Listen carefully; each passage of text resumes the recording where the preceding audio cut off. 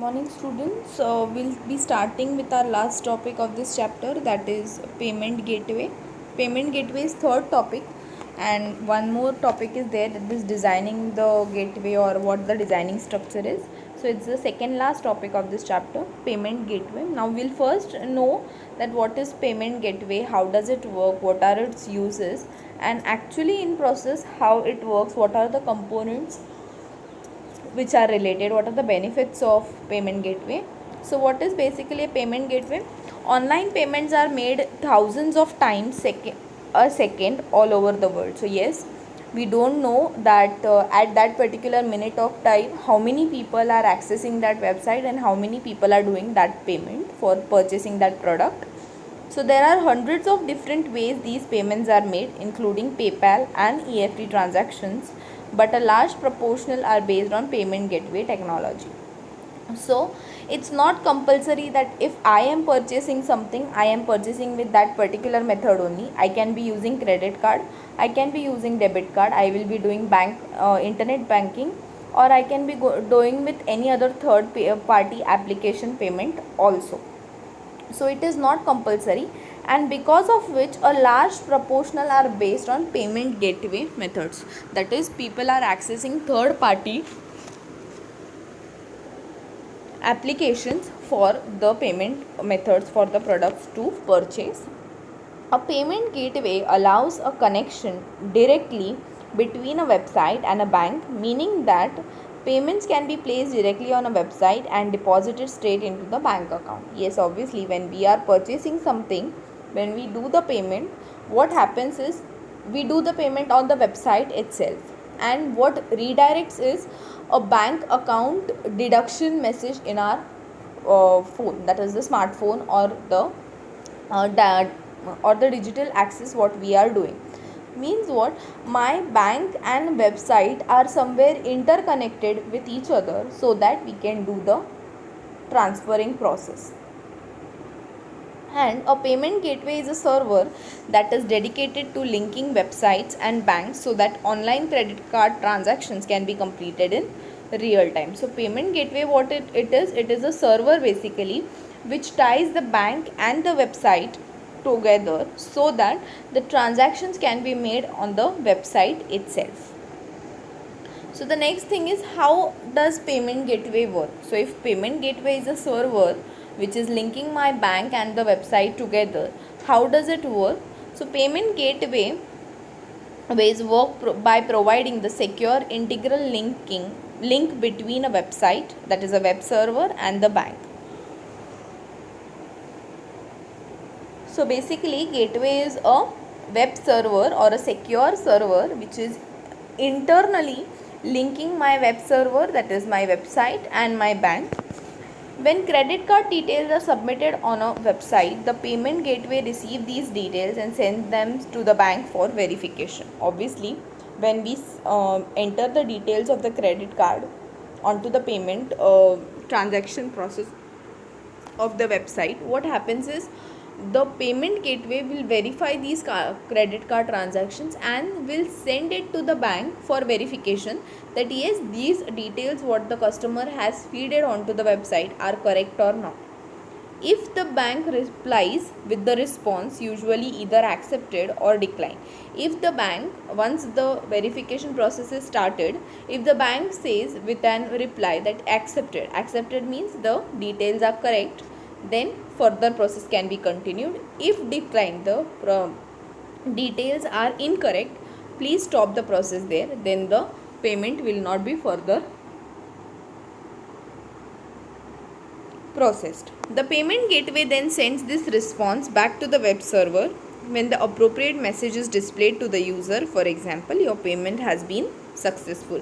Once it is accepted by the bank, if the details are correct, your payment is being successfully done, and then you get a message that your payment is successfully done, and you get a deducted amount message in your smartphones or your mobile phones or wherever you are accessing that messaging function. Next is, what is required for a payment gateway? So when I say that it's a payment gateway server, what things are required, what components do it ties up so that it can perform a payment gateway security. That is a website that meets security and eligibility requirements for the bank to issue a merchant account. So what does it give you? It gives you a proper security and eligibility. Security in terms of your data which is being put over the bank account, as well as put over the website. And eligibility requirements means they say that this much transaction is done, yes, you get the reward for it. You should have a proper bank account, or you should have a proper credit card transaction details. All such eligibility criteria also should be fulfilled for the bank to issue a merchant account. So merchant account, if you want for a merchandise account, means for a website to run you require a merchant account, and that should be secure and eligible. So a website that meets security and eligibility is the first criteria. Second is a merchant account from bank. So a merchant, if it is accessing a website, it should have a proper bank account wherein they can transfer all the payments which are done through a website to their accounts. A payment gateway provider. A payment gateway provider means a third party payment gateway. You require a server for that payment gateway, and that payment gateway provider also should be there. Then you have benefits of payment gateway. So what are the benefits of payment gateway?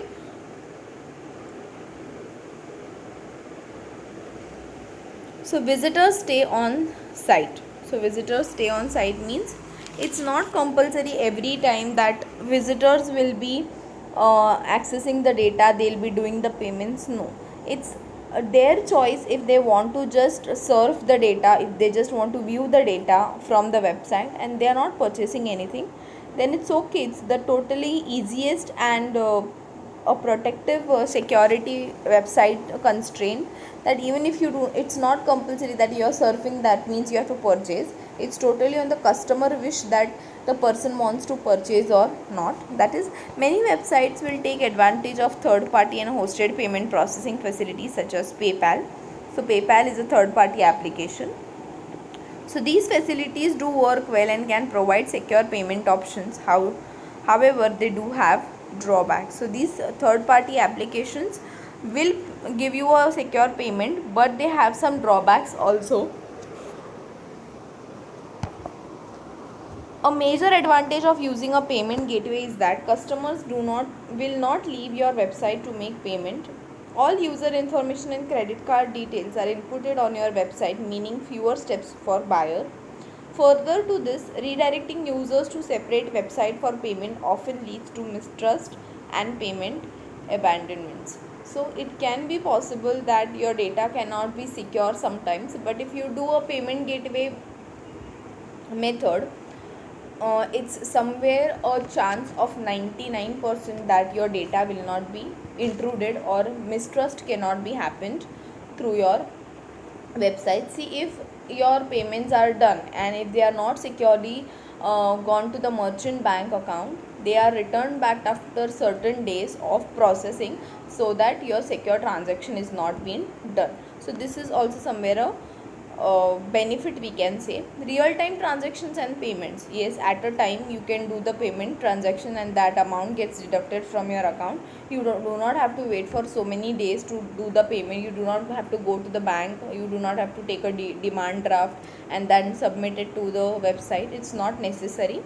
It's just real time transactions. You do the transaction, you get the payment rewards, your successful transaction reply is being given, and your amount is being deducted from the account. So real time transaction mean that as the merchant get paid immediately and that the customer get instant feedback as to whether their payment has been accepted or declined. So as I said, you instantly get the reply that your amount is being deducted, or if not, if the processing is not done, they do have a message that if your processing is not done within so and so days, you will get these amount within 7 to 10 days of working as a return to your original account from where you have done the payments.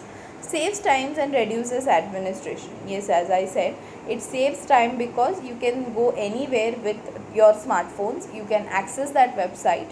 You do not have to go on a particular place and only access the website. Once you have internet, you have network, what you can do is you can just do the payments through credit cards, your third party applications, wherever you feel like. And what does it do is, at that particular instance of time, it is saving your time as well as your reduced administration. You do not have to purchase a checkbook, you do not have to write a check and then submit it to the bank, then bank will reward you with that much money, then you remove those money and pay to that particular shop. Not necessary. A payment gateway removes the need for manual card processing or third party account consolidation. So payment gateway will not give you a third party consolidation. It will not ask you for the proof that suppose you have done the payment through Google Pay. It will not ask you that yes, Google Pay is authenticated or not.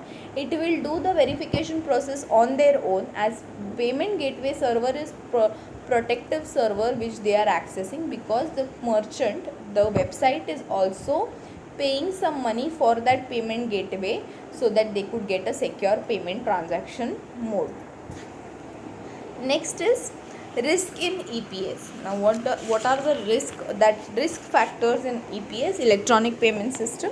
Electronic payment is popular method for making payments globally. So you can globally do your payments through electronic payment methods. It involves sending money from bank to bank instantly. So bank to bank payments can also be done regardless of distance involved. So it depends that if distance is more, it could take a lot of time, but the time constraint is okay, because at that particular time instance your processing is being done. Such payments systems use internet technology where information is relayed through network computers from one bank to another. So over a network and through internet technology, these all things are possible. And electronic payment systems are popular because of their convenience. So as they are convenient enough, you can do it any place, anytime, 24/7. So that is the reason they are convenient, and that is the reason they are more popular. People try to prefer it more than the manual transferring of money. So the reason they have more risk also, as people are preferring it more, it would have some risk factors which are evolved. And the first is tax evasion. So businesses are required by law to provide records for their financial transactions to the government so that their tax compliance can be verified. So what happens is, when business is more, when your income is more, you have to provide it to the law, to the government, that yes, my yearly financial transactions are this much, and for this much transactions I have to pay tax to the government as well, for a verified compliance business over your country. So for that, electronic payment however can be frustrate the efforts of tax collection. Unless a business discloses the various electronic payment it has made or received over the tax period, the government may not know the truth, which could cause tax evasion. So it can create a problem over taxes if the merchant is not showing a proper regulatory transaction period or transaction payments over the year, what it is doing, or how many third party payment gateways it is accessing over the business. Next is fraud. Electronic payment systems are prone to fraud. There can be somewhere a chance, because of hacking processes, that the payment is done usually after keying in a password and sometimes answering security questions. So there is no way of verifying true identity of the maker of the transaction. So even if somebody else is doing a card payment and that person has a card, and then that the person has a password, so the payment gateway does not know that the person who is accessing somebody else's card is actually not the correct person. So that time there are chances of fraud, and this can give and threat to the person who is actually using that card. So threat and frauds are a chances in electronic payments because no manual person is being seen by the payment gateway. Impulse buying. Impulse is hype high rated buying, that is electronic payment systems encourage impulse buying, especially online. So it's not compulsory on online process that you have to buy one product at one time. You can go for n number of products at a time. So you are likely to make decision to purchase an item you find on sale online, even though you had not planned to. So it's not necessary. If I am surfing a particular website, I get 3 to 4 products on sale and I wish that now all these 3 to 4 products I should buy. So that time it's totally my wish as a customer that I buy all the things or whichever I feel as it's on sale. So it will cost you just a click to buy it through your credit card. So just on one click I could buy it. Impulse buying leads to disorganized budgets and is one of the disadvantage of electronic payment. So there are a lot of budget interruptions over the customer, so because of which there can be this can be a disadvantage from customer side for the payment methods. Next is payment conflict. So when is payment conflict occur? Payment conflicts means payment, we can say clashing, that at a time two people are conflicting over one particular payment gateway. So payment conflicts can arise because the payments are not done manually but by an automated system that can cause error. So as you are using a system, so system will have bugs, system will have some mistakes, as it's not an actual person, mistakes are done by people also. So it totally depends that if it's an automated machine, it will have some mistakes, it will have some drawbacks, and that is the reason errors will be there. This is especially common when payment is done on regular basis to many recipients. So if payments are done from many recipients at a time, yes, somewhere rearranging them or batching them according to the payment systems is somewhere a difficult choice. So if you do not check your pay slip at the end of every pay period, so if you do not keep on checking your account system every time you do the payment, for instance, then you may end up with a conflict due to these technical glitches and anomalies. So there could be a drawback or somewhere a problem if you do not track your records of payments which you are doing through e-payment systems. So these are the actual things what your payment gateway faces. Next is designing EPS, that is electronic payment system. How do they design the electronic payment system? We'll see that. So there are certain preliminaries which are there for your electronic payment system. The first one is online customer, merchants, banks, client bank, merchant bank, payment gateway. So these are the 5 particular components or preliminaries on which your payment gateway or your electronic payment system is dependent. Online customer, a customer is an entity who will buy products by making payments in timely manner. So customer, that is we as a people who access that website, will be the online customers. Then merchant, a merchant is a seller who will receive payments made by the customer, who is actually the authorized person of that website is the merchant who is selling the products on the website. Next is banks. There are 2 banks involved in this, that is client bank and merchant bank. So client bank is basically customer bank from which we are doing the payment, and merchant bank is basically when we are purchasing on the website, that goes somewhere into the merchant account, and the merchant account can be in some different bank, so that is called as merchant bank. Next is